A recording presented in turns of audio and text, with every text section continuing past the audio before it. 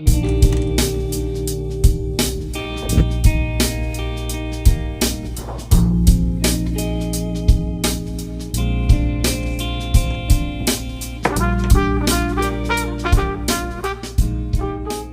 guys, welcome back to my YouTube channel, and welcome back to some of the strangest draw with me's you'll probably ever experience in your life. So today, I'm just pretty much going to read off what's been on my notes app that I've been writing down throughout the week. So throughout the week, if I saw something that gave me a little chuckle, that made me think, then of course, I wrote it down. And today I'm going to read them out while working on something. Grab a caffeinated beverage if you haven't.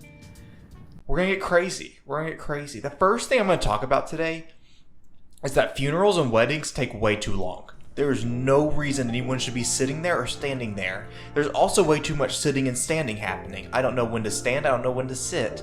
If someone is dead, I should just be able to walk up to their casket, be like, peace, deuces, see you later, dude. And say sorry to the family. I don't want to sit through another Ave Maria or whatever else is going to happen, because that's just going to make me uncomfortable. It's going to make me uncomfortable and I may cry. And I don't want to cry right now. Also don't want to hear them read fan fiction to each other. Apparently they call it vows. It sounds like fan fiction, and it sounds like propaganda. They are like trying to gaslight themselves. They're doing self-gaslighting in order to marry the other person. They say, I will love you forever. You do not know that. You don't know that. They could cheat on you and that could change in an instant. Now everyone knows you're a liar, including your grandparents, who may not live to see you be a liar, but they'll be in heaven to watch you. Alright, enough of that. Hudson, what are we going to be drawing today? It's art drawing. It's a weird combination, but it's going to be Rihanna featuring a pigeon, so I hope you enjoy. Alright, thank you so much, Hudson. I appreciate it. So the second thing that I'm going to be talking about today is, so I moved to a bigger city, and pretty much what's been giving me, it's been punching me in the giggle nuts, just slapping my giggle nuts around, is when people are speed walking, or when they, when the crosswalk sign's about to change, and people start running like they just crap their pants, and they're like going to a Walgreens bathroom. That stuff makes me cry laughing. I don't know why. It's because people don't know how to run, because you'll see so many different types of people running, and none of them are running the same. If we needed a new fingerprint system, it would be the crosswalk run, because everyone's running differently. Everyone runs like they just crap their pants. If you want to get over an X, here's the thing, imagine them trying to run across a crosswalk before it changes.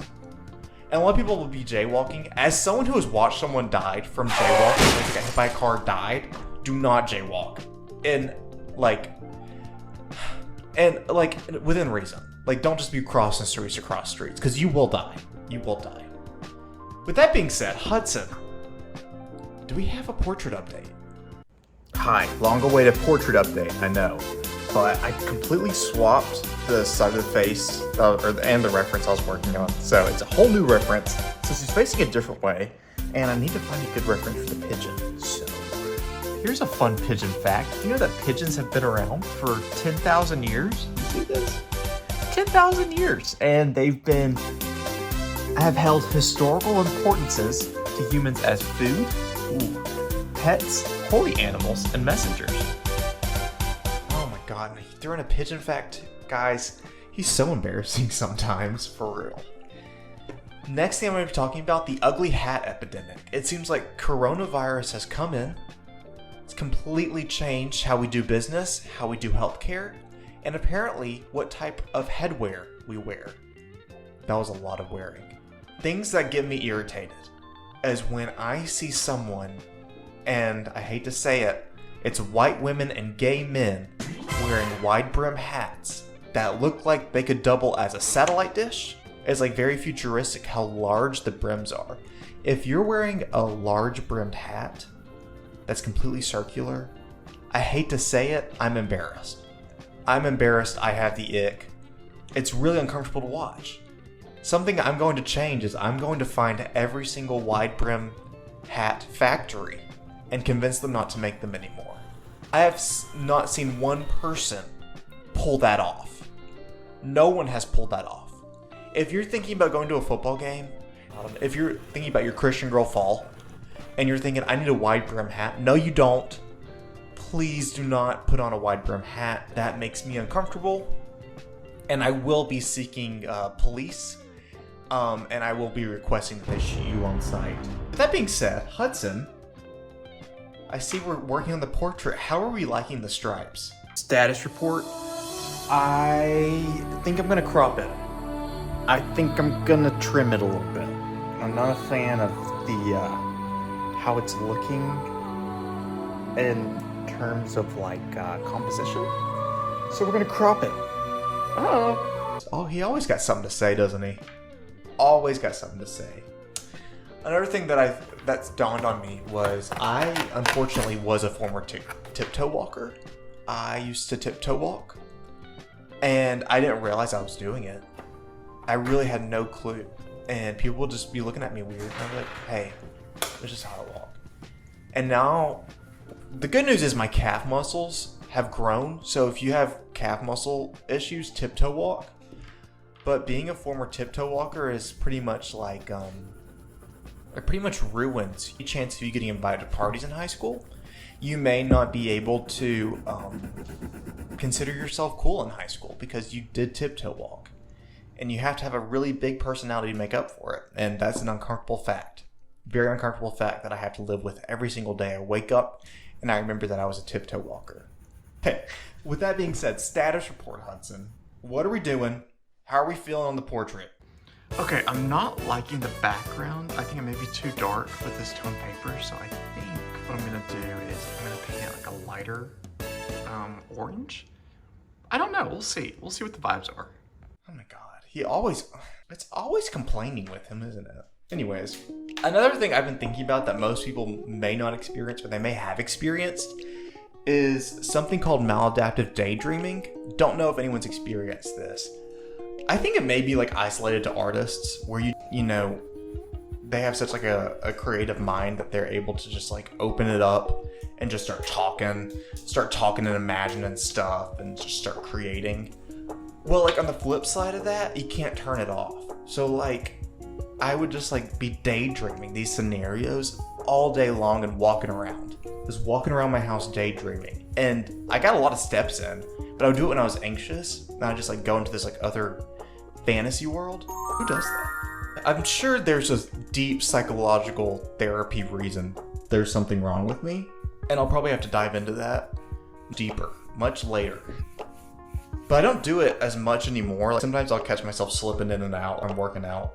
Like my current one, I'm not going to disclose that. I will not disclose what my current maladaptive daydream because they're similar. They have themes that represent the themes of my life, and you can only imagine, only comprehend what I'm thinking of right now. So with that being said, I'm getting embarrassed, guys. I'm getting really embarrassed. Hudson, how are we doing? Have we started on the pigeon, or are we just... Okay, I'm starting on the pigeon. We will see how this goes. I'm definitely just ready to be done with this one. I can feel it in my bones. Or it gets the more exciting part of it where I like enjoy it. Okay, cool. All right, I'm gonna shift gears here. And it's gonna be I'm gonna be on my high horse. Just for a moment, if you don't mind. Be up on my high horse. We need to start protecting young gay kids. And I mean that in the way of, I feel like a lot of them come into their sexuality prematurely because older people are pressuring them in whatever way. They're pressuring them because of their youth, because they're attracted to them. And I think it's a big issue in the gay community. The fact that a lot of these gay men are being pressured into or coerced into sexual acts because that's what they feel like they have to do. That's what they feel like the queer experience is as a teenager, and it's not. And we're letting these older gay men get away with it. Like, it's like, you know, it'll happen in your teenage years and you'll forget about it. And then when you're in your 20s or you're in your 30s and you just don't even think about entertaining the idea of being with like a high schooler or someone like that, it's like, oh my God, we have creeps among us. We have creeps that are destroying how gay men view themselves. Because once you're in high school and people start taking advantage of you for your body or because of your youth, you're going to chase that, and you're also going to attribute your self-worth to that. And that's going to make everything so much more difficult for you as you grow up. It's so much different than the straight experience because you have someone your age that you may be attracted to, that you might be able to experiment with. But with queer kids, they may not have that. They may not have someone that's pretty interested in them or open about it in high school. And so when someone comes along that may be older and pretty much grooms them, then like, oh my God. It's pretty much just coded into the queer experience, especially in American high schools, that kids will be like forced or groomed into these acts they don't want to be part of. And that just blows my mind that we just let that, like, once we get into our 20s and we don't like think about it, like we realize this is still happening. Like there are still kids at risk, and that really makes me angry. It really, like, if you know someone who's doing this, go ahead, drop their IP address, give me locations. I'm going on a hunt. I'm gonna find these people and I make sure that they understand. That they understand. So I've been rambling a lot. I got on my high horse, getting off the high horse. I am unsaddling.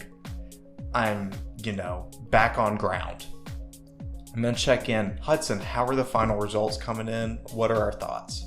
Okay, I think I'm done. I like how it turned out. It took a very different turn than I thought it would. It's kind of given like Stranger Things vibes. I don't know. All right, cool. Well, that's been this for this episode. I hope you've enjoyed. I'm sorry that I have such a wide course of things I talk about. That's just how I like to talk. I feel like Draw With Me's can be a little boring. So I like to just add in my own little flair to it. If you enjoy it, let me know. If you don't, leave me a comment. You can DM me on Instagram if I said something that really grinded your gears. Hey, let's talk about it. Thank you so much for tuning in, and I hope to see you later. Bye.